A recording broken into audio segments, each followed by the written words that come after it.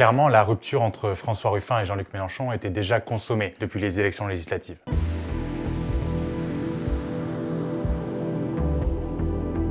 Il n'était jamais sans doute allé aussi loin dans les accusations envers son ancien compagnon de route Jean-Luc Mélenchon que dans ce livre, Ma France, en entier, pas à moitié.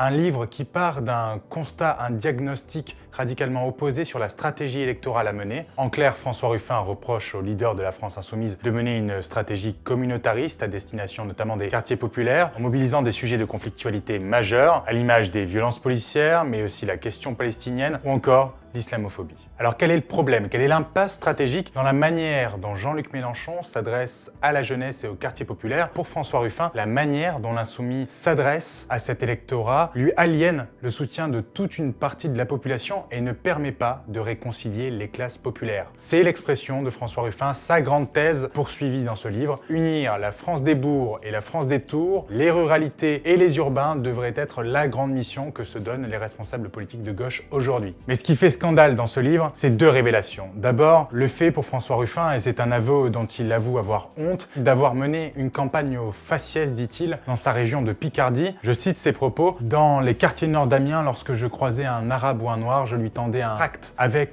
le visage de Jean-Luc Mélenchon, tandis que lorsque j'allais dans les quartiers plus bourgeois, ou même d'ailleurs dans les quartiers populaires, mais que je croisais cette fois-ci un blanc, je lui tendais un tract sans le visage de Jean-Luc Mélenchon. » Cette discrimination de la propagande électorale en fonction de la couleur de peau lui a valu d'être traité de raciste, voire même de fasciste, par certains de ses anciens camarades insoumis. Et puis, deuxième passage qui fait scandale dans ce livre, des propos rapportés de Jean-Luc Mélenchon au sujet de sa campagne menée à Hénin-Beaumont, dans le Pas-de-Calais, sur les terres de Marine Le Pen en 2012. À ce sujet, François Ruffin dit de l'insoumis qu'il lui aurait dit avoir croisé à Hénin-Beaumont des gens qui étaient pour la plupart obèses et qui puaient l'alcool dès le matin. En jetant un tel pavé dans la en cette rentrée, François Ruffin s'attendait sans doute à de vives réactions dans les rangs de la France Insoumise, mais peut-être pas aux nombreux sifflets qu'il a essuyés lors de son intervention à la Fête de l'Humanité ce week-end.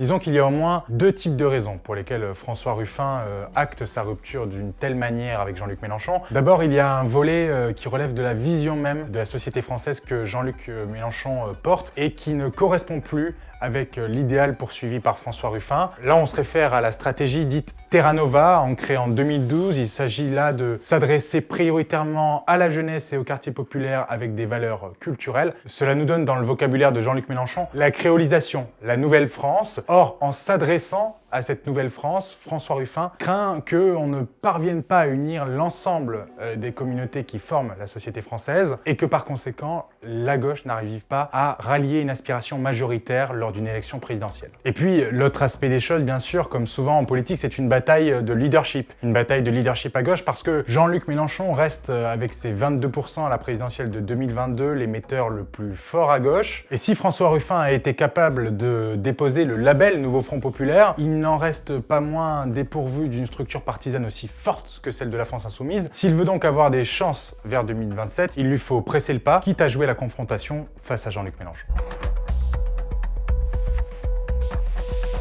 À très court terme, cette stratégie a un prix pour François Ruffin. D'abord, laisser peut-être le sentiment de délaisser les questions antiracistes pour se recentrer sur des enjeux socio-économiques, notamment l'enjeu du travail, dont il pense qu'il est le plus à même de fédérer l'ensemble de la population. Mais en agissant de la sorte et en haussant le ton par rapport à Jean-Luc Mélenchon, il risque aussi de se détourner du socle de la France Insoumise, dans lequel il avait jusqu'ici une forme de sympathie. L'enjeu pour lui ensuite sera d'aller chercher d'autres franges de l'électorat, peut-être des franges plus social-démocrates, alors même que lui vient de la gauche radicale. C'est une tâche qui sera loin d'être aisée pour François Ruffin, d'autant qu'on lui fait souvent le reproche d'être un peu seul, voire même trop seul. D'ici à 2027, François Ruffin ne pourra pas se contenter de son micro-parti Picardie Debout. Il lui faut construire une plateforme qui lui serve de rampe de lancement et il lui faudra aller chercher des appuis collectifs dans chacune des organisations qui composent le Nouveau Front Populaire pour tenter de la construire chez les socialistes, chez les écologistes, chez les communistes et puis chez ses camarades frondeurs qui ont été purgés lors des dernières élections législatives. François Ruffin aura au moins besoin de tous ces ingrédients pour le match qu'il attend face à Jean-Luc Mélenchon.